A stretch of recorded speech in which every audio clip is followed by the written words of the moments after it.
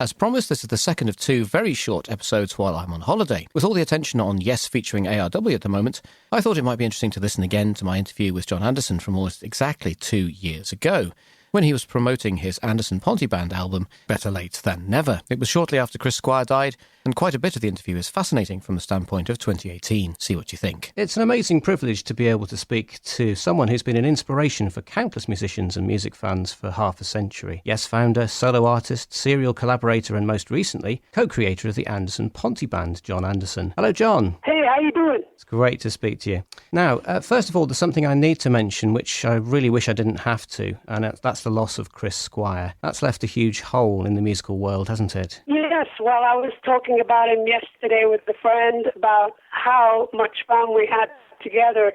Someone, a friend of mine in Italy that I'm working with on some music, he sent me a link to a newfound, it's Hemel Hempstead sort of live show with conversations with everybody, and it was great to see Chris, and it was great to know that over the years we've been able to make such interesting and great music. And of course, when he got very sick, I got in touch with him, and we had a very good conversation about, I said to him, I wouldn't be here without you, man. You know, without you and your musical talent, I wouldn't be doing what I do. So I want to thank you deeply. And we sort of got into that world of remembering who we are, which is great. Yeah, of course. You're very much back in circulation again with a new album from the Anderson Ponty Band, Better Late Than Never, and a tour. Do you think it's difficult to get excited again about being out there performing with a band? Well, I'm more excited than ever because these guys are brilliant musicians, and Jean-Luc is a treasure. We're very connected like musical brothers. We're just very happy to work together. It was a year ago we actually did the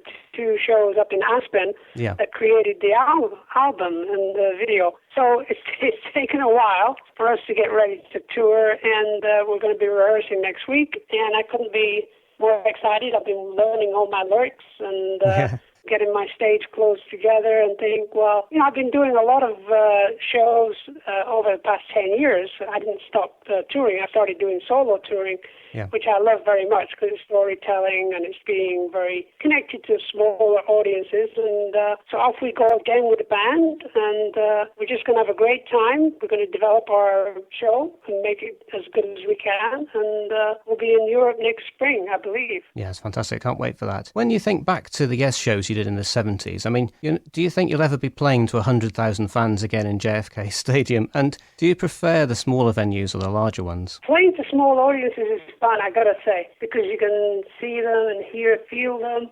Big audiences is just an amazing experience. Yeah. I was lucky to do a concert in Iceland, 3,000 people, beautiful hall, concert hall there in Iceland with a band called Toddmobile. I don't know if you've seen the video. Yes, I have. Yes, it's lovely. Yeah. It's just beautiful to do that, you know, and we're going to go out now. We're doing 1,500 seaters, 2,000, you know, and then 1,000 theaters. So we're just going to get back into that groove of playing our show, because the music will take us where we're going to go, and that's the important thing. Absolutely. And now, I love the music on the APB album. I've been playing it in my car, and actually my 10-year-old daughter loves it as well. She's really getting into it. It's got a great spirit and a feeling of freedom to it. Do you think that's a direct result of working with Jean-Luc? Very much, yeah. Because he's a guy that's been around the block a few times like me. We're both in our 70s.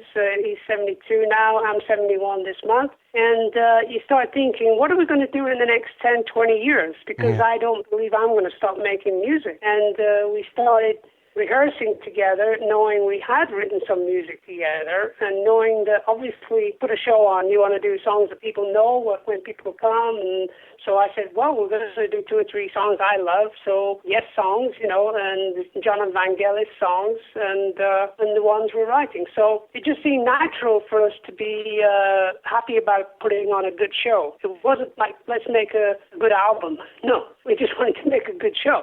And it turned out to be a good album, so it works both ways. Yeah, I mean, the reaction to the album has been brilliant. When you're considering what Yes songs to do reworkings of, I mean, you've done countless reworkings of Yes songs over the years. How do you choose which ones to do, and how do you choose how to approach them? Well, you're working with musicians that are very flexible. I've been doing Time in a Word as a reggae song on solo, because it's a lot easier to play.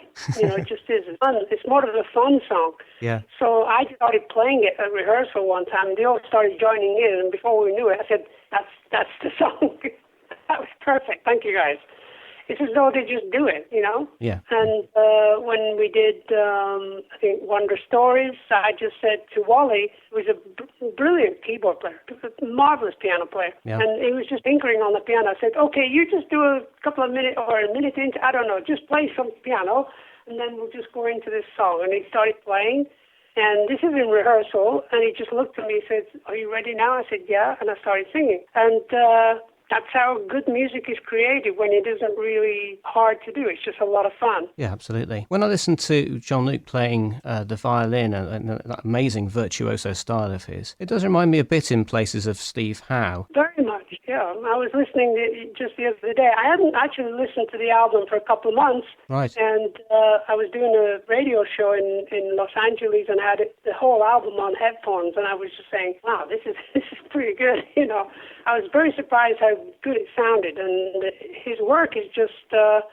he's just on that level, very, very powerful, very spontaneous at times, very, very organized. He's a classic musician. So, I mean, you've got guitar work on there as well, of course. How does working with a virtuoso violinist, though, compare with working with virtuoso guitarists? Is it any different? It's the same. Music is music. Jean-Luc will send me some rough ideas that he's doing more or less on keyboards. Chord sequences and grooves and things. And we've written about 5 songs this year, and I was just listening to one yesterday that we did in April, and I thought, oh my gosh, this is going to be good. Maybe we'll throw this into the show, because we want to be adventurous when we're performing. Yeah, well, I mentioned my 10-year-old daughter a moment ago, Charlotte, and the track that really touches us is the one called A for Aria. How did that one come about? Good. Well, again, I work with musicians all over the world. They send MP3s of music, and my good friend Enrico Tomat, he lives in Italy, and we actually saw him for the first time the other year. Me and my wife went on a trip to Italy, and we met up in Florence, and it was wonderful to meet him and his family. And I've been working with him over the past couple of years on some piano music. He's a very talented piano player, just doing piano compositions and that kind of thing. And then one day he sent me this wonderful chord sequence, and I couldn't stop singing. I sang this, what I said it was an aria, Have a Feeling, And then when we came to rehearse the show, I'd sent it to Jean-Luc and said, would you be interested in trying this song out, as part of the show? Mm-hmm. Because there's certain things that I remember doing with Yes. We would do a very strong up-tempo song, and then all of a sudden into a sort of melodic, lightweight, sort of sounding sort of piece, and then back to another strong piece of music. It's just the way I always worked with Yes was to be able to design the show, design a piece of music and so on like that. So being in a band, you can start redoing those ideas again. Yeah, well, it's an absolutely beautiful piece of music, and it does remind me of some of those classic moments of Yes music. Do you have a favourite track on the album? Well, I do actually. The one that I really like, which we haven't really kind of finished yet, even though we've released it, is a song called Listening to Me. Yeah. It's something about the framework of the lyric going with the juxtaposition of the music that really is fun to do and really lovely to sing.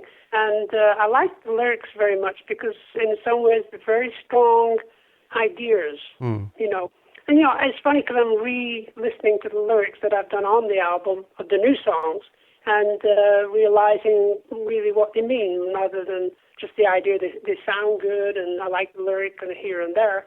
But then now I'm sort of getting into the deeper meaning of what I was trying to say, Absolutely. Okay, well, thank you very much indeed for talking. There is one last question which on the Yes Music podcast the listeners wouldn't let me get away with if I didn't ask you this question, and it's that hoary old chestnut. Will you ever work with Yes again? Well, the thing is, I never left Yes. The idea, I remember when we first started Yes, which was a zillion years ago. And we would sit around, and I said, after we changed a couple of people in the band, with Steve was there, and I think Rick had just joined, and I said, when I think of Yes, it's something up there. It's not actually us. it's something above us, you know? Yeah. So whoever gravitates to working Yes is part of Yes, you know? And I never felt that I left that idea. Yeah. You understand? Absolutely. So there'll come a time when I'm working with what you would call Yes. I'm sure it'll happen again. I don't know who will be there in the band, but I know that I still gravitate to want to do some great Yes music and still be part of Yes in a, I don't know, it's a very emotional thing in some ways. Yes. It's not like, oh, you're in the band, you're out the band. No. I don't think about it like that because I revere everything that we did. I love everything that we did musically. And I was actually down with Trevor last week and we were talking about the Talk album Yes. and how beautiful some of that music was. That's one of my And favourites. then I remembered we did That Is, which is Yes. a long-form piece of music we did. And I really aspired to that idea that we shouldn't, or I shouldn't, stop wanting to do long-form pieces of music because music is more like a journey, you know, and an adventure. And you can call it Yes music if you like. But I don't think that answers your question. Sorry. It absolutely does. And I believe that Yes Music will go on forever. Sure. So thank you so much for taking the time to contribute to the Yes Music podcast. It's been a delight to talk to you. I love all the Yes fans, guys, you guys, man. Love you guys. Bye. Thank you for listening. Mark and I will be back next week as we restart the usual style of episodes, I hope.